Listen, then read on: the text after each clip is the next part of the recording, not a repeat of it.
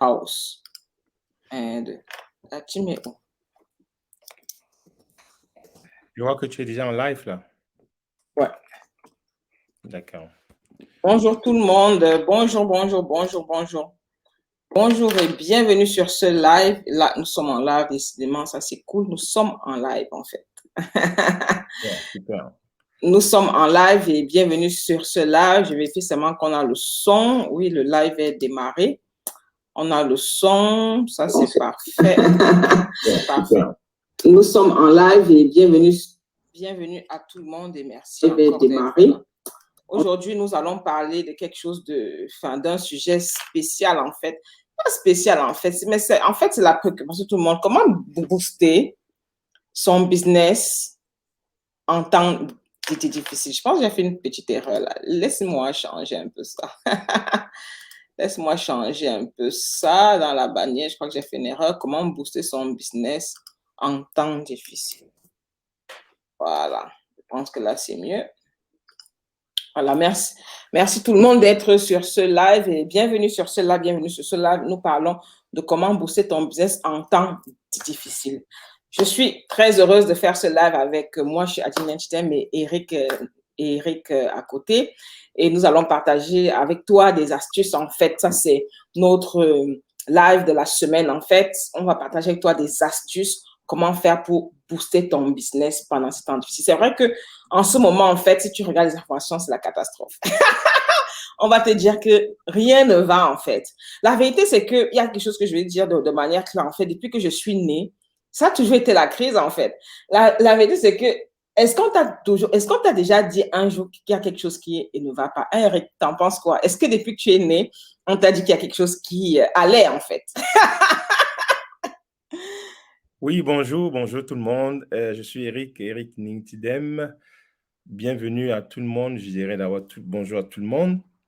Effectivement, ta question, c'est une question très importante parce que nous parlons ici aux entrepreneurs, nous parlons à ceux qui ont déjà créé une entreprise, à ceux qui ont déjà eu l'expérience de créer de la valeur dans leur business. Et donc, nous ne parlons pas aux gens qui viennent de commencer, qui n'ont encore... C'est-à-dire que, oui, vous pouvez nous écouter, ça serait peut-être une expérience en plus que vous allez essayer dans votre propre vie. Mais en parlant à ceux qui ont déjà créé de la valeur, qui ont déjà créé une entreprise, ils le savent bien. Ils savent bien que le business est comme la vie, en fait. Donc, un jour, il y a le soleil, et un autre jour, il y a de la pluie.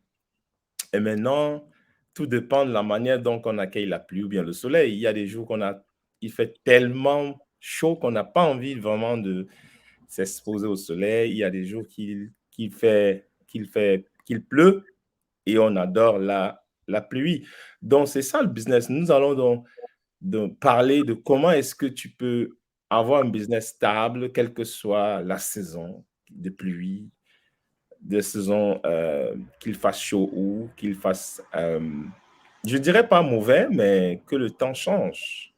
Parce que, en fait, effectivement, ta question, Adeline, va dans la droite ligne de savoir, ben, est-ce qu'il arrive un moment, une époque où on dit, voilà, ça c'est vraiment, tout va bien, et voilà. Donc, en business, en fait, on sait bien que ça monte, ça descend, ce n'est jamais linéaire. Et si en plus, tu es chef d'entreprise et que tu suis trop la télé, Netflix et tout ça, c'est vrai que la télé ne vend que les mauvaises nouvelles. Donc, voilà. Donc, juste pour introduire ce sujet, Adeline, merci. Est-ce que quand on parle, par exemple, de temps difficiles, en fait, c'est que les temps sont réellement difficiles ou bien c'est parce que notre mental, en fait, est focus sur les temps difficiles? Moi, en fait, ce que j'ai remarqué, c'est que tout ce que tu veux créer, en fait, il n'y a jamais le bon moment, en fait, pour le faire. Parce que je me souviens, en fait, le moment où j'ai lancé officiellement cette entreprise, en fait, ce n'avait jamais été le bon moment. J'avais une petite fille de moins de 2 ans, j'avais des enfants en bas âge. Et si on veut regarder toute la disponibilité ou bien tous les aléas et les tracas de la vie, en fait, ce n'est jamais le bon moment. Mais ce que j'ai compris, c'est que le moment, en fait, où l'idée arrive dans ta tête, le moment où tu comprends que je dois faire telle chose dans ma vie, ce moment-là, tu peux le créer pour qu'il devienne le bon moment, en fait. Parce que c'est quoi le bon moment? Quand on parle de temps difficile, les gens vont dire, ce nouveau projet, je n'ai pas envie de le lancer maintenant. Je n'ai pas envie de lancer ce projet. Je n'ai pas envie d'investir maintenant parce que je ne sais pas ce que la bourse va donner. Je ne sais pas ce qui va se passer simplement dans le futur. Mais ce que tu dois comprendre de manière claire et formelle, la chose est suivante en fait. C'est que la première façon pour booster ton business, quand apparemment les temps sont difficiles, c'est de booster ton mindset. Ça veut dire quoi? Ça veut dire quelle est ta perception des choses? Parce que la façon dont tu vois les choses contrôle ta réalité, parce que ça crée une perception et c'est la perception en fait qui est la vie. Parce que la perception que tu as de quelque chose te fait prendre une décision en fonction de ce que tu vois en fait. Maintenant, si tu as une perception maintenant à l'extérieur, si ce sont les médias, si ce sont les news qui te disent que ça, il faut faire, ça c'est le bon moment, tu vas te rendre compte que ta perception, elle n'est pas bonne en fait. Tu vas simplement te rendre compte. Et comment tu sais que ta perception n'est pas bonne? Parce que les actions que tu veux, que tu fais en fait ne t'apportent pas le résultat que tu veux. Tu confirmes ou pas, Eric? Oui, Adeline, en fait, lorsque tu développais ce point, j'ai pensé à deux choses, en fait. Lorsqu'on parle de temps difficile, on peut le scinder en deux temps, en fait. Donc, on peut avoir un temps difficile sur tout ce qui est extérieur à nous. Ça veut dire que les médias, les informations et tout ce qui nous entoure. Et aussi, on peut aussi avoir un temps difficile à tout ce qui est intérieur à nous, en fait. Ça veut dire que nous pouvons vivre des moments difficiles intérieurement au niveau émotionnel, au niveau décisionnel. Et généralement, c'est pour cela que généralement on dit, on a commencé en parlant de saison en fait. Parce qu'en fait, tu ne peux pas contrôler quand il va pleuvoir ou bien quand il ne va pas pleuvoir. En fait, c'est extérieur, c'est les informations. Ce n'est pas toi qui fais le buzz. Ce n'est pas toi qui donne les informations. Ce n'est pas ta chaîne de télé ou bien ta chaîne de radio pour décider quelle information tu vas diffuser. Ce n'est pas toi qui as décidé de la pluie ou bien le soleil. Ça veut dire que tout ce qui est extérieur, en fait, c'est des événements qui viennent qui arrivent à toi, en fait. Et donc maintenant, qu'est-ce qu'il faut faire? Bah, en fait, tu peux rien changer, en fait. Donc, revenons maintenant aux événements qui sont à l'intérieur. Beaucoup de chefs d'entreprise, lorsqu'ils ne sont pas bien préparés à aller loin dans leur entreprise, confondent tout, en fait, et se retrouvent un peu embarrassés dans ce qui arrive à l'extérieur et ils réagissent négativement et ça change complètement leur situation intérieure. C'est-à-dire qu'ils sont affectés par les événements, par les informations, par les résultats qu'ils reçoivent autour d'eux. Et du coup, intérieurement, ils sont affectés. Et donc, du coup, ils vivent des moments difficiles émotionnellement pour pouvoir prendre la décision dans leur entreprise. Donc, la première des choses, c'est de savoir qu'on ne peut pas changer ce qui est à l'extérieur, on ne peut que changer soi-même.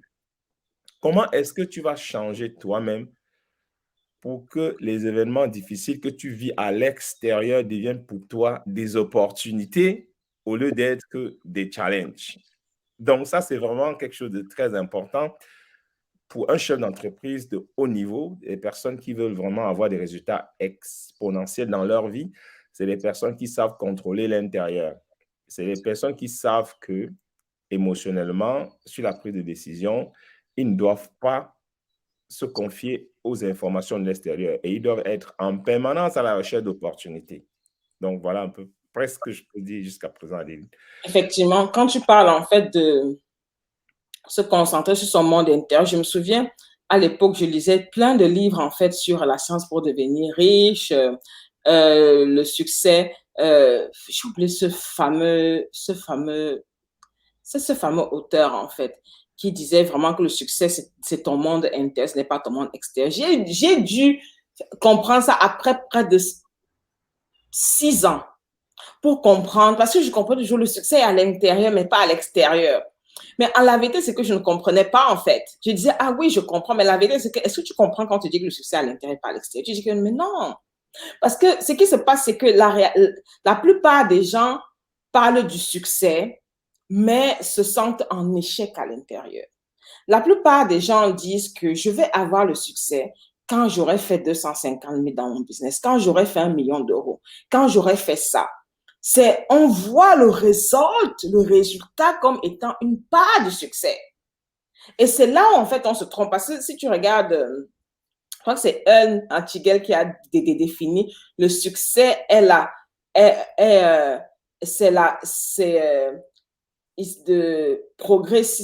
fait, c'est une succession progressive, c'est une réalisation progressive, en fait, de ton idée, d'une idée géniale, d'une idée qui change le monde, d'une idée qui n'est pas seulement là pour toi, mais qui est là pour transformer la planète, en fait. C'est ça le succès.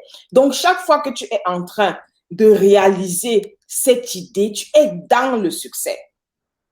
Et donc, beaucoup de gens, en fait, se trompent, c'est que on regarde le chiffre d'affaires qu'on fait maintenant et ce n'est pas les résultats que l'on veut, ou bien on trouve qu'on est stagnant. Ce n'est pas ce qu'on veut, en fait, et on se dit, on n'a pas le succès qu'on veut aujourd'hui. Et chaque fois que je dis que tu n'as pas le succès que tu veux aujourd'hui, qu'est-ce que tu dis de toi dans ton monde intérieur? Dans ton monde intérieur, tu es simplement en train de dire que je ne suis pas assez digne, je ne suis pas prêt, je ne suis pas dans le succès. Et quelles sont les émotions que tu crées? Parce que le monde intérieur, en fait, c'est la résultante de 3 choses qui donnent ton attitude, en fait. C'est la résultante des pensées, c'est la résultante avec tes émotions, la résultante avec ton énergie et tes actions, en fait. Parce que ce que tu fais, en fait, inclut ce que tu penses. Ce que tu penses, en fait, tu inclus ce que tu crois, tu inclus ce que tu fais. C'est ça qui te donne le résultat. Et c'est ça maintenant que tu dois contrôler, en fait, parce que à l'extérieur, on va toujours te dire que ce n'est pas le bon moment. Tu vas toujours vouloir implémenter une stratégie où tu vas dire ce n'est pas le bon moment.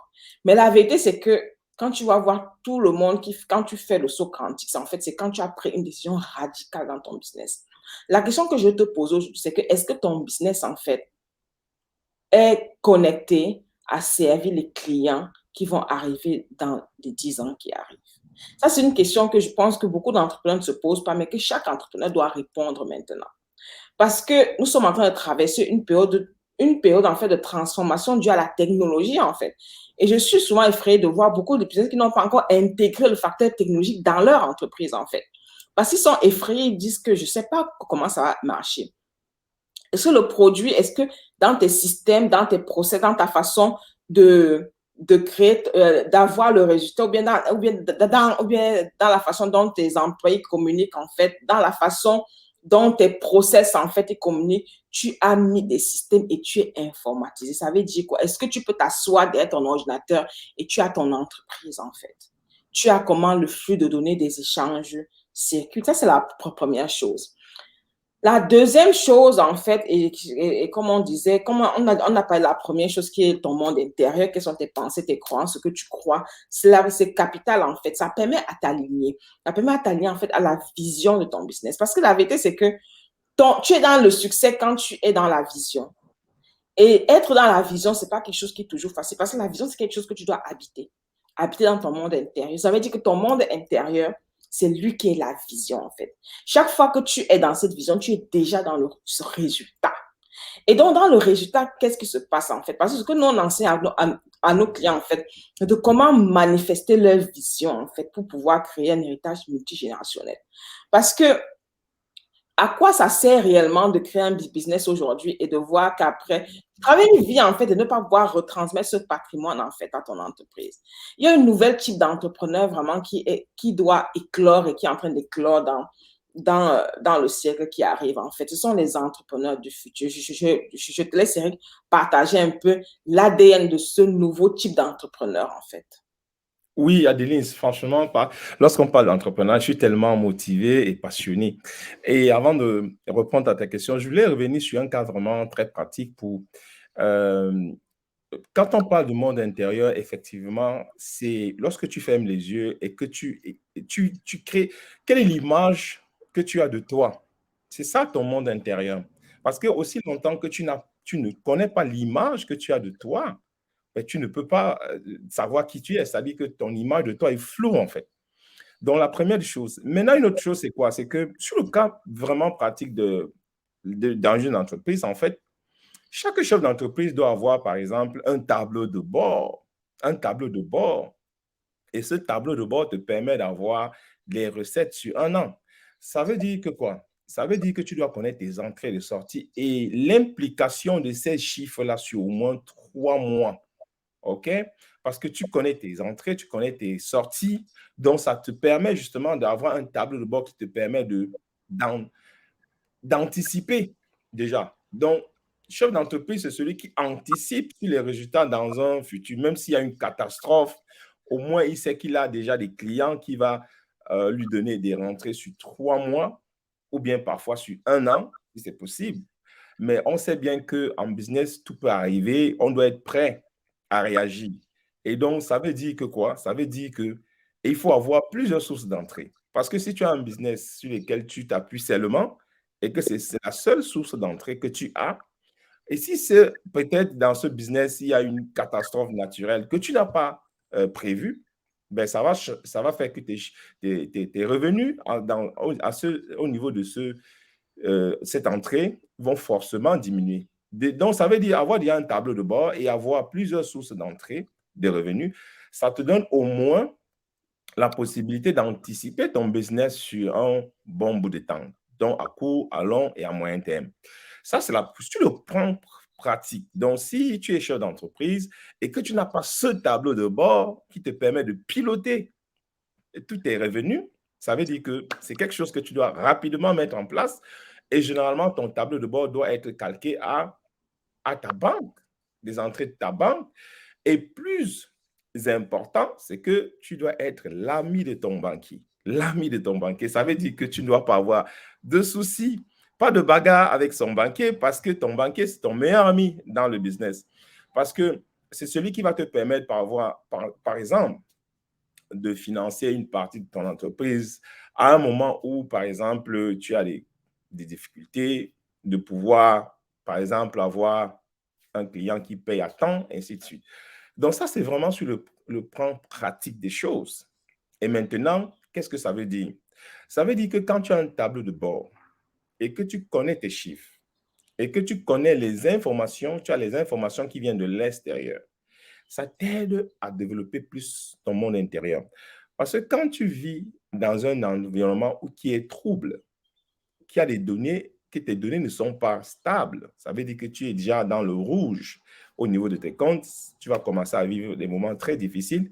Et pendant ces moments difficiles, ça serait difficile que tu prennes des décisions stratégiques dans ton entreprise. Donc, ça, c'est pour le cas pratique. Maintenant, pour revenir à la question que tu as posée, Adeline, quel est l'ADN de ce nouveau entrepreneur du nouveau siècle, du 21e siècle?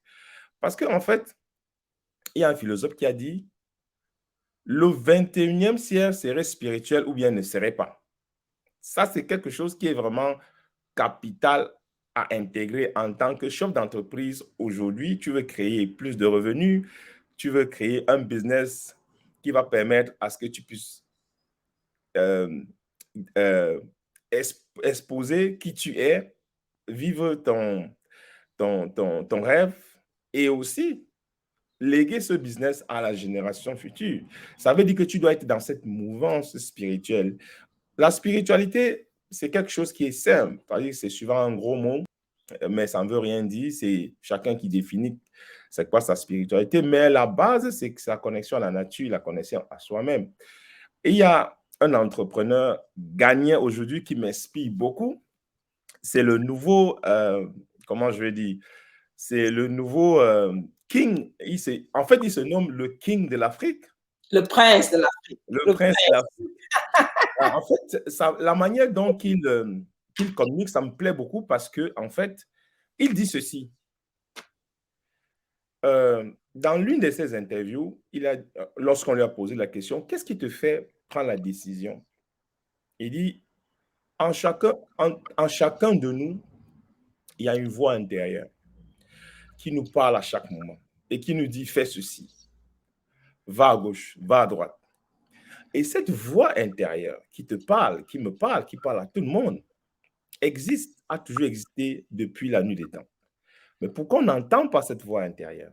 Pourquoi tu es chef d'entreprise et que tu n'as pas la connexion à cette voix intérieure que tu peux appeler intuition ou je ne sais pas quoi, qui te parle à chaque fois que tu as envie de prendre une décision, cette voix te donne la direction à suivre, mais tu ne la suis pas.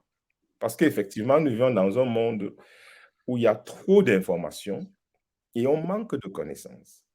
Il ne faut pas confondre l'information et la connaissance. Si tu vas sur Google, tu tapes, Google va te donner des pages et des pages d'informations.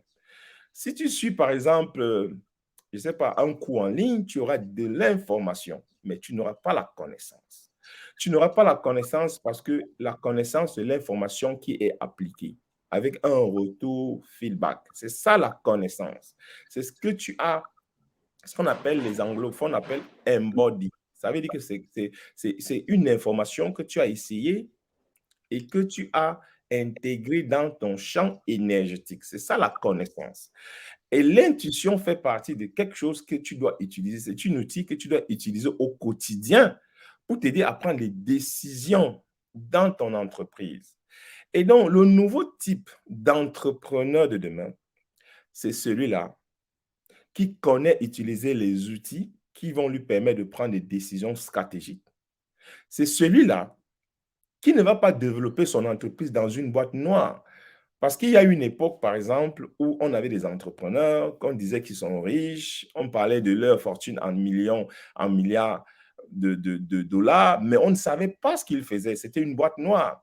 Aujourd'hui, nous avons une nouvelle époque où tu es entrepreneur, mais en même temps, tu es leader du changement. Ça veut dire que ce que tu fais, tu dois pouvoir inspirer les autres. Tu vas pouvoir écrire des livres. Tu vas pouvoir faire des conférences. Tu vas pouvoir partager ta vision à la génération qui vient et pouvoir partager les secrets de ta réussite. Parce que c'est ça le nouveau entrepreneur de demain. Le nouveau entrepreneur, c'est le nouveau leader. C'est celui qui change. Il y a une interview de Steve Jobs qui disait, qu'on lui a demandé, on lui a posé la question, quel est le plus gros investissement que tu as fait pour développer et décupler ton entreprise Apple? Et Steve Jobs a dit ceci: ce que j'ai compris, c'est de pouvoir me mettre en avant, expliquer ma vision, expliquer comment j'ai pu créer tout ce que j'ai pu créer. Parce que lorsque tu expliques, lorsque tu es en connexion avec les gens qui t'écoutent, ils épousent ta vision. Donc, le nouveau leader d'aujourd'hui, c'est non seulement celui qui crée la valeur, mais celui qui inspire la valeur. C'est celui qui partage la valeur. C'est celui qui crée un mouvement. C'est celui qui crée un mouvement parce que, en fait, nous sommes dans une génération où il y a de plus en plus de gens qui veulent créer leur entreprise. Mais à cause de l'information qui est partout, l'information qui se retrouve partout, on n'a pas la connaissance. Donc, si tu es chef d'entreprise, tu dois pouvoir partager ta connaissance, ton expérience, comment tu as fait pour être là où tu as été et quelles sont les difficultés que tu as eues tout au long de ton parcours. Donc, c'est ça que j'appelle le nouveau entrepreneur du 21e siècle, qui est non seulement spirituel, connecté à qui il est, à la nature, mais aussi qui inspire les autres, qui a la capacité d'expliquer aux autres comment il a fait pour être là où il a été et qui donne les clés de la réussite. Merci Eric, merci Eric, merci Eric. On va mettre fin à ce live en fait et on va se retrouver sur Clubhouse. N'hésitez pas à nous rejoindre sur Clubhouse. On va mettre un lien là dans le chat en fait pour si vous avez des questions et réponses pour qu'on puisse aller un peu plus en profondeur dans le débat. Donc, on vous aime très fort et much love. Bye bye. Bye.